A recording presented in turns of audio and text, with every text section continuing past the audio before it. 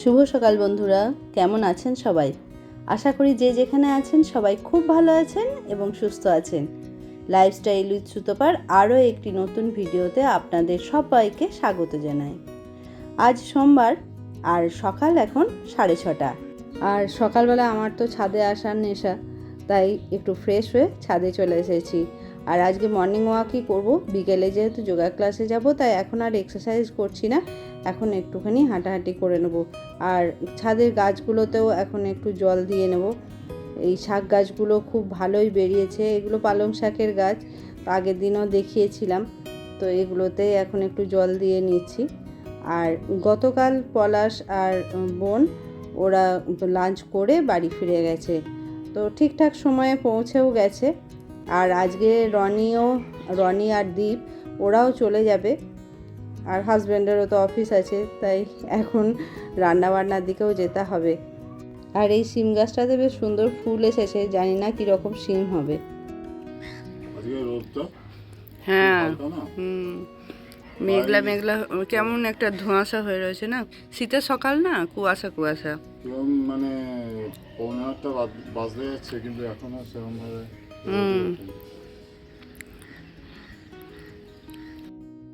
এই শীতের সকালে এখন আর ব্যালকনিতে বসে চা খেতে খুব একটা ভালো লাগে না। সকালের মিঠে রোদ গায়ে মেখে চা খেতে বেশ ভালোই লাগে। এই শীতকালটাতে চেষ্টা করি সকালবেলায় একটু এসে ছাদে চাটা খেতে, যদি খুব বেশি তাড়াহুড়ো না থাকে। তো আজকেও এরকম চলে এসেছি, আর আমি রান্নাটা বসিয়ে রেখে এসেছি, সিমে করে দিয়ে এসেছি, ওদিকে রান্নাটা হতে থাকবে। দীপ আর রনি তো এখনো ওঠেনি, ঘুমাচ্ছে। দেখি ওরাও বেরোবে, তো দেখি রান্নাটাও করে নেবো। এখন ওই সকাল 10:30 মতো বাজছে, তো হাজব্যান্ডকে পৌঁছে দিয়ে এসেছি, প্রায় আধ ঘন্টা 40 মিনিট মতো হয়ে গেছে। তারপর এসে আবার মাছের ঝোলটা রান্না করলাম রনিদের জন্য, তো এখন ওদেরকে খেতেও দিয়ে দিয়েছি। আবার চলে আসবি? এখন আসা হয় না, এবার তো ফাইনালস আছে, ফাইনালস হবে, ফাইনাল সেমিস্টার, ওখানে বেশি ছুটি পাবো না, দুদিনে। আর আসতে এখন দেখি কী হয়। ডিস্টেন্স তো দূর নয়, ঝামেলাটা হচ্ছে সময় বার করতে পারা যায় না। 3 ঘন্টা তো বলে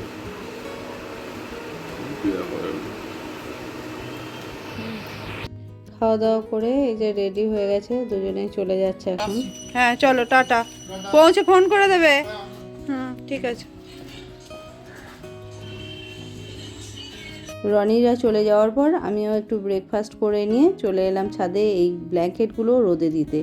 তো কালকে রাত্রির থেকেই দেখছি বেশ ঠান্ডা পড়েছে, এখন আর পাতলা কম্বলে হবে না, এই জন্য এই ব্ল্যাঙ্কেটগুলো, মোটা ব্ল্যাঙ্কেটগুলো বার করলাম। আর এগুলো অনেক দিন ব্যবহার করা হয়নি, তো ওই জন্য একবার রোদে দিয়ে ব্যবহার করাই ভালো, সেই জন্যই রোদে দিয়ে দিচ্ছি। আর এই এখন থেকে শুরু হলো এই একটা এক্সট্রা কাজ, সকালবেলায় বিছানা তোলার সময় আবার এই মোটা ভারী ব্ল্যাঙ্কেটগুলোকে গোছাতে হবে। আর এই একই সাথে কয়েকটা শীতের পোশাকও বার করে নিয়েছি, তবে সেগুলো আর রোদে দিচ্ছি না, এমনিই রেখে দিয়েছি, ব্যবহার করার আগে একটু দেখব, রোদে দিয়ে নেব। সবাই আসলে যেমন মনটা আনন্দে ভরে যায়, তেমন আবার যখন সবাই চলে যায় তখন বাড়িটা আবার আগের মতো খালি হয়ে যায়। তবে আর মন খারাপ করব না, কেননা এবার সবাই মিলে খুব আনন্দ করেছি। তবে বোনের কয়েকটা কাজ বাকি রয়ে গেল, আমার মতে কিছু বাকি থাকা ভালো, তাহলে আবার আসার অজুহাত পাওয়া যায়, তাই না? সবাই যেহেতু এসেছিল সেজন্য অনেকগুলো বালিশও বার করতে হয়েছিল, তো এখন সেগুলোরই কভারগুলো কেচে রেখে দেবো। আর এই বালিশগুলো তো এখন আর লাগছে না, তো এগুলোকে জায়গা মতো আবার তুলেও রাখতে হবে। তো তুলে রাখার আগে একটু ভাবছি রোদ খাইয়ে রাখবো, তাহলে বেশ ভালো থাকে আর কোনো রকম স্মেল হয় না। তা না হলে কিন্তু এমনি রেখে দিলে দেখবেন একটা কেমনই যেন গন্ধ বার হয়। তো যাই হোক, এখন বিছানার চাদরগুলোও কেচে দেবো। এই বললাম না, এই হঠাৎ করে কালকে রাতের থেকেই দেখছি বেশি ঠান্ডা লাগছে। তার আগে কিন্তু হালকা বেড কাভার বা হালকা যে পাতলা কম্বলগুলো, ওগুলোতেই কিন্তু হয়ে যাচ্ছিল, বেশি ভারী কিছু ঢাকা দেওয়ার খুব একটা প্রয়োজন হচ্ছিল না। কিন্তু গতকাল রাত্রির থেকে ভীষণই ঠান্ডাটা পড়েছে, হালকা কম্বলগুলোতে মানে শীত কাটছিল না, তো সেই জন্যই আজকে ভারী ব্ল্যাঙ্কেটটা বার করলাম। আর একেবারেই এই বেড কভারটাও চেঞ্জ করে দিলাম, আর আমার বালিশের কভারগুলোও চেঞ্জ করে দিয়েছি। আর এই পিলোগুলো না এখানে এই ব্যালকনিতে একটু রোদ খাইয়ে নেবো। একটু রোদ আসছে, হালকা রোদ এসেছে, এখনও সেরকম রোদটা আসেনি, তবে একটু পরে এদিকটায় রোদ এসে যাবে। তবে আজকে সকাল থেকেই না খুব একটা রোদের তাপ নেই, হালকাই রয়েছে রোদটা, একটু মেঘলা মেঘলা কুয়াশা কুয়াশা ভাব রয়েছে। আমার ছাদে যে ধনেপাতার বীজ দিয়েছিলাম দেখিয়েছিলাম আপনাদের, তো সেগুলো তো বার হয়নি, সেই জন্য আজকে হাজব্যান্ডকে পৌঁছে দিতে গিয়ে কয়েকটু ধনেপাতার বীজ নিয়ে এসেছি। আর এই সিজনের প্রথম ফুলের গাছ কিনেছি আজকে একটা, বেশি কিনিনি, একটাই কিনেছি। প্রচুর দাম বলছে এখানে, একজন এখানটায় নিয়ে বসে সব কিছু, তো ওর কাছে ভীষণই দাম। তো ভাবছি যে নার্সারিতে গিয়েই নিয়ে আসবো। তো গাছটা দেখে খুবই পছন্দ হলো বলে একটাই কিনেছি, ইমপ্রেশন গাছটা।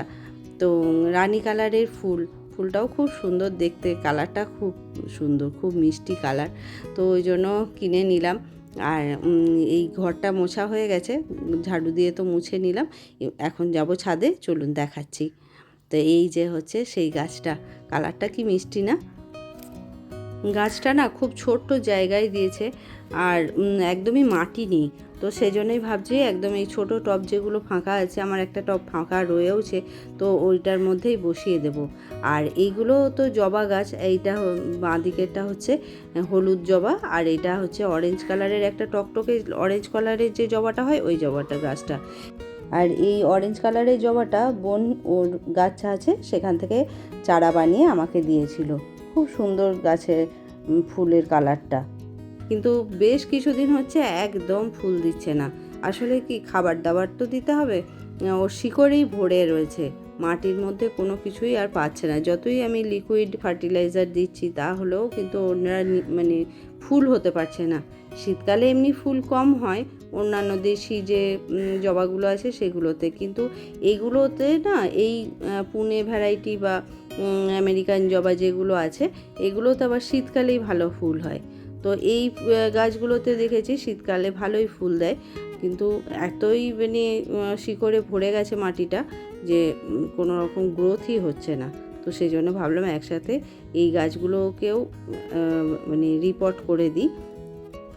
আসলে কয়েকদিন ধরেই ভাবছিলাম এই গাছগুলোকে একটু পরিচর্যা করব, কিন্তু সেটা আর হয়ে উঠছিল না। আজকাল করে তো মানে সময়ই করতে পারলাম না, তার মধ্যে সবাই এলো বাড়িতে, তার মধ্যে তো আর সম্ভবই নয়।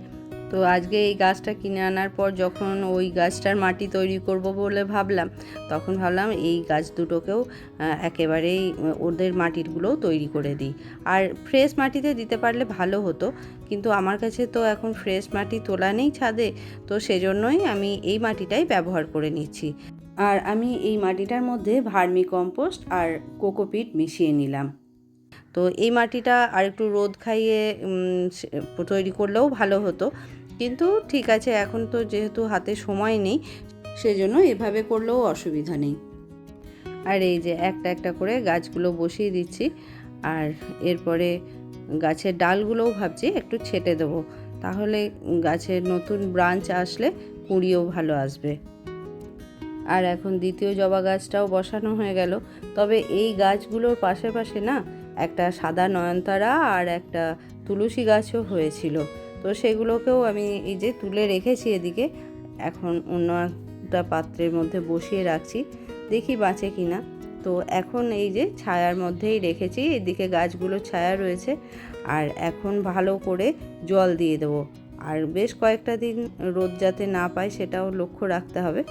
এখন খুব ভালো করে জল দিয়ে একদম স্নান করিয়ে ভিজিয়ে দেবো গাছগুলোকে, আর এইখানেই রেখে দেবো।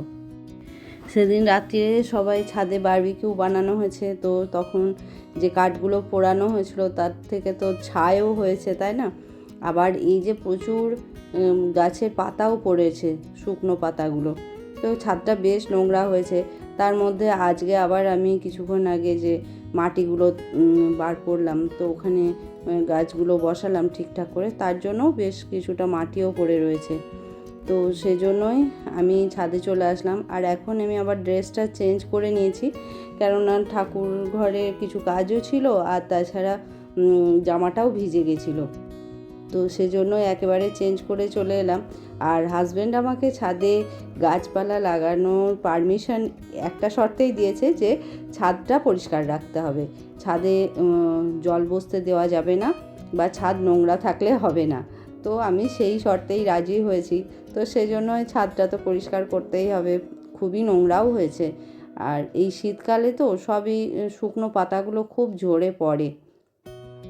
আর সেগুলো ছাড়াও আমি নিজেও এখানে যেহেতু ছাদটা খুবই ব্যবহার করি বা ছাদে অনেকটা সময় কাটাই, আমার নিজেরও ভালো লাগে না এই যে পাতা টাতা পড়ে থাকলে বা এদিক ওদিক গাছপালা বা অন্যান্য জিনিসপত্র অগোছালোভাবে পড়ে থাকলে আমারও খারাপ লাগে।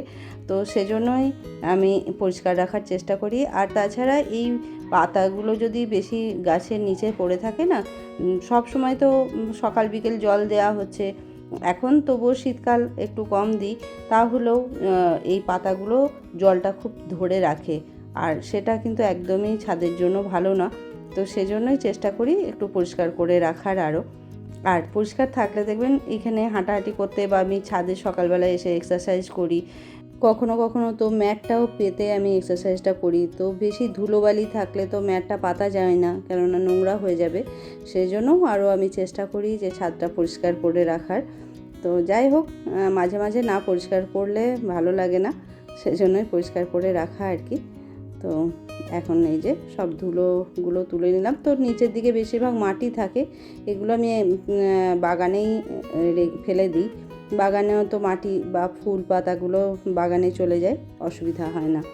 এখানে বালিশগুলো ভালোই রোদ পেয়েছে, তবে এখন তুলে নেবো, কেননা বাসনগুলো দিতে হবে। যখন সবাই মিলে এক জায়গায় হই তখন তো বড় বড় বাসন বার করতে হয়। তো এই ডেচকি কড়া এগুলো এই রান্নাঘরের সিনকে ধুতে একটু অসুবিধা হচ্ছিলো, সেই জন্য ছাদ থেকে ধুয়ে এনে এখানে শুকোতে দিয়ে দিয়েছি। আর এই রাস্তার লাইটটা না কয়েকদিন ধরে জ্বলছিল না, অন্ধকার হয়ে থাকছিল। তো ওখানে কমপ্লেন করাতে ওরা এসে আবার চেঞ্জ করে দিচ্ছে ইলেকট্রিক অফিস থেকে। এক একটা দিন দেখবেন এরকম থাকে, কাজের আর শেষ হয় না, কাজের পর কাজ হতেই থাকে, তবু মনে হয় যেন শেষ হয় না। তো আমারও আজকে এরকমই একটা অবস্থা হয়েছে। একে তো এত ব্যস্ততা, এগুলো করছি, একটার পর একটা কাজ করছি, তার মধ্যে আবার আজকে এসেছে গ্যাস দিতে। জানা ছিল যে আসবে, তবে কখন আসবে তো জানা ছিল না। তো এই কিছুক্ষণ আগেই এসে গ্যাসটা দিয়ে গেল। তো ওখানেও বেশ কিছুক্ষণ সময় আমাকে দিতে হলো, কেননা গ্যাসটা নেওয়া সব কিছুই ব্যাপার থেকে সবাই তো জানেন। তো যাই হোক, এখন স্নান হয়ে গেছে, স্নান করে ছাদে চলে এসেছি। আর যে সমস্ত বেড কাভার বালিশের কাভারগুলো সব বের করে দিয়েছিলাম, সেগুলোই সব একদম কেচে নিয়েছি। কেচে এখন শুকোতে দিয়ে দেবো। এখন রোদটা ভালোই আছে, আর ব্ল্যাঙ্কেটগুলো অনেকক্ষণই তো রোদটা পেয়েছে বলে তুলেও দিলাম, আর বেশিক্ষণ রাখার দরকার নেই। এখন এইগুলো দেব, এই বিছানার চাদর বালিশের কভারগুলো সব দিয়ে শুকিয়ে গেলে আবার এগুলোও তুলতে হবে। বলে না, মানে কাজের শেষ নেই, কাজ যতক্ষণ মানে দেখবেন তখনই কাজের শেষ আর হবে না। তো যাই হোক, আজকে এখানেই ভিডিওটা শেষ করব। তো আজকের ভিডিও আপনাদের কেমন লাগলো অবশ্যই কমেন্ট করে জানাবেন। যদি ভালো লাগে একটা লাইক করে দেবেন। আর আপনি যদি আমার চ্যানেল প্রথমবার ভিজিট করেন আর আমার ভিডিওর যদি কোনো অংশ আপনার ভালো লেগে থাকে, তাহলে চ্যানেলটা সাবস্ক্রাইব করে রাখতে পারেন। তাহলে ফিরে আসবো আবার একটা নতুন দিনের ভিডিও নিয়ে। ততক্ষণ সবাই ভালো থাকবেন, সুস্থ থাকবেন, সাবধানে থাকবেন। এখন পুজোটা করে নিলাম, এরপর গিয়ে লাঞ্চ করব। তারপরে আবার এই যে জামা কাপড়গুলো শুকিয়ে গেছে, সেগুলোকে তুলে নিয়ে যাব, সেগুলো ভাঁজ করা, অনেক কাজ রয়েছে। পরে আবার দেখা হবে অন্য ভিডিওতে।